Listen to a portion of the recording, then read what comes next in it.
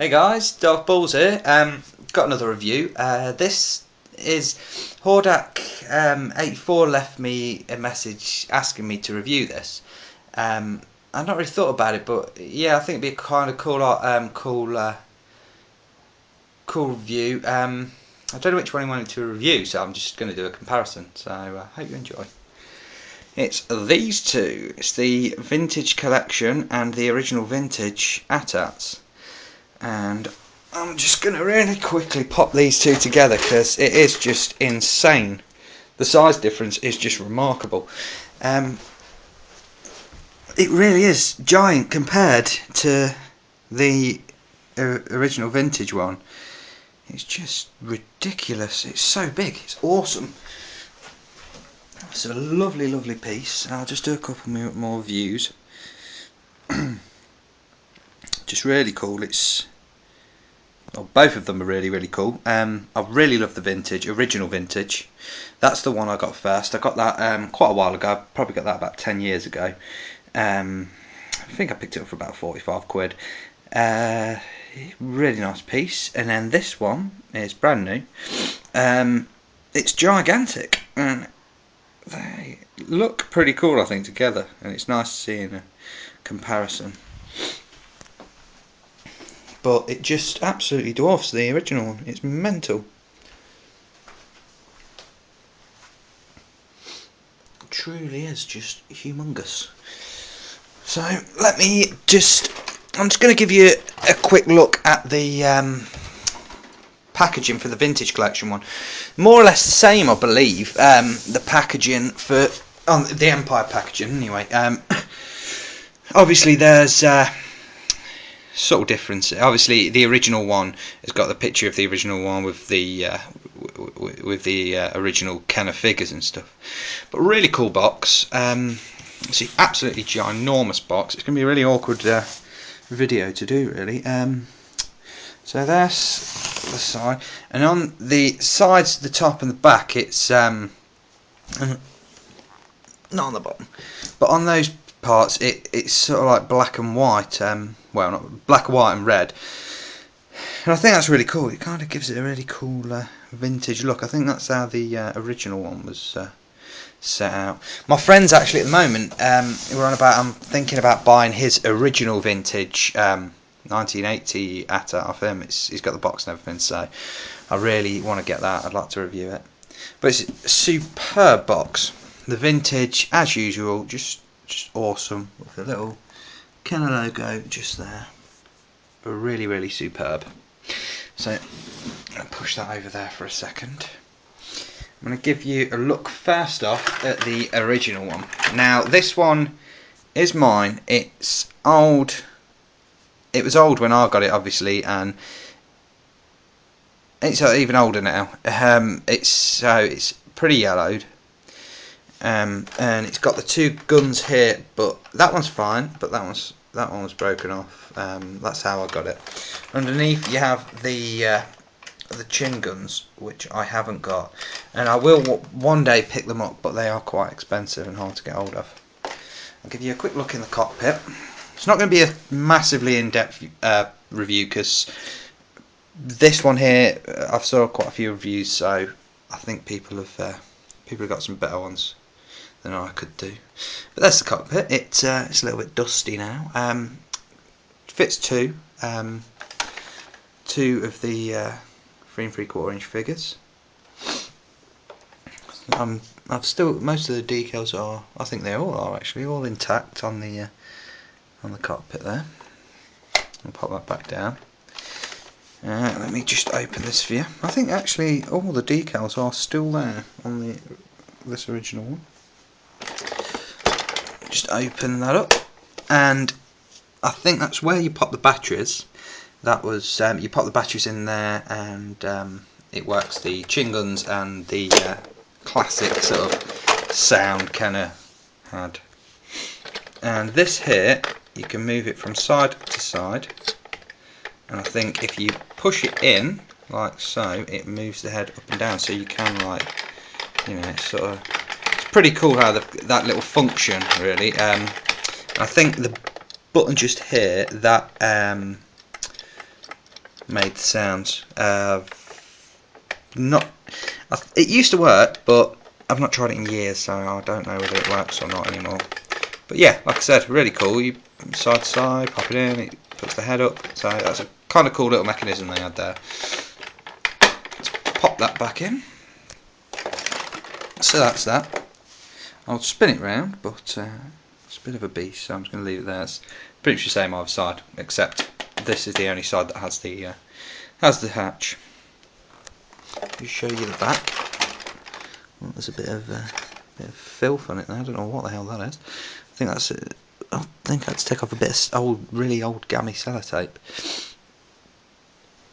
But very cool. And the legs move here, and the bottom on the feet that moves as well. So it's got like a clicky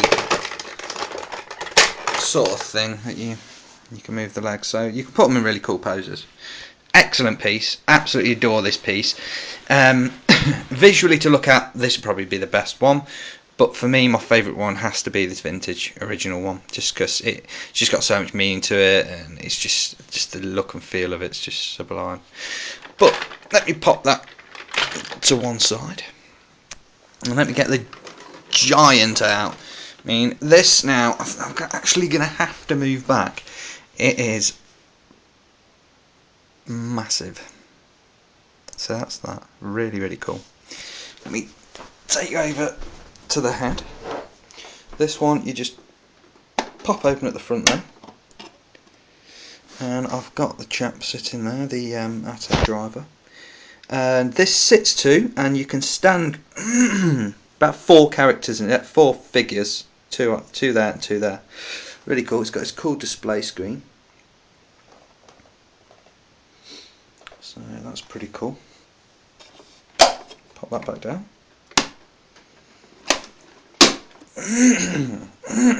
Sorry about that. And then I think it's this on top here works it. I think I don't know whether anyone can give me a bit of advice how you actually turn the head, but I can't get the head to turn. So I have not a clue how to turn the head. All I can do is move it up and down. If there's another way to do that, I'd like to know, because I can't actually do it. And with that, it comes up and these guns pop out. But I don't like the way they've done that. I like the way before how they used it the inner work so you couldn't see it, and I think that just kind of ruins it a little bit. I don't like that on top. It looks awesome, but that just looks a bit rubbish. They should have had that inside, but what can you do? So let me just open this one. This one opens from the bottom there and above there. It opens exactly the same both sides. Right, what have we got? What have we got? This comes out, and you can kind of like stand 2 figures on this, and it pulls down. It's a little little bit of string, so you can put your figures on and sort of like winch them up. And we've got a console there. I'll show you the all the what's that do? I'll show you all the electronics shortly. Got some more little bits here. I guess these are just like display screens.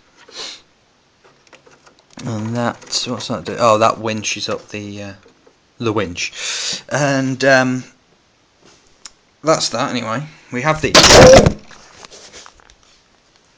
Jesus Christ. Awesome. Just dropped my phone. It's fine, but got a little worried there. Here we go. I'll carry on. I shall carry on. Anyway, as I was about to show you, these... Oh, I can't... There we go. These open up. There's one either side, again. And as you can see, there's a little surprise in the back, which I shall show you now. I think, let me see... That just comes down like that. And without it flying out at me, there we go, it just shoots out. You've got his 2 buttons either. No, that one's not a button, just that one. Then press that button and it shoots out. And this is the speeder bike that it comes with, and I absolutely love this speeder bike. Really cool. It's a bit plastic's a bit bent because it's been sitting in there. It's awesome, and I don't know whether they've released a speeder bike like this just with the normal Return of the Jedi colours, but it's just much more of a updated version, like with the wires and the gun and the actual I don't know what you'd call these, but you know, like the handlebar things. They look so much better, and it's just all in all like a much better version of the speeder bike, really. So that's really cool. I do thoroughly like that, and you can see in there, and that's just where it sits. So all you have to do is just pop that back in. There we go, and pop the hatch back. And I believe it's on this side. Seem to be bodging this video up today. Yep, just there. We have a little button, and that will activate some of the stuff. Like I said, I don't know. Actually, I think that's the middle winch. But in here we have a button, just there. Red lights. So it says multiple different things. The light comes on there. Launch speeder bike recon patrol.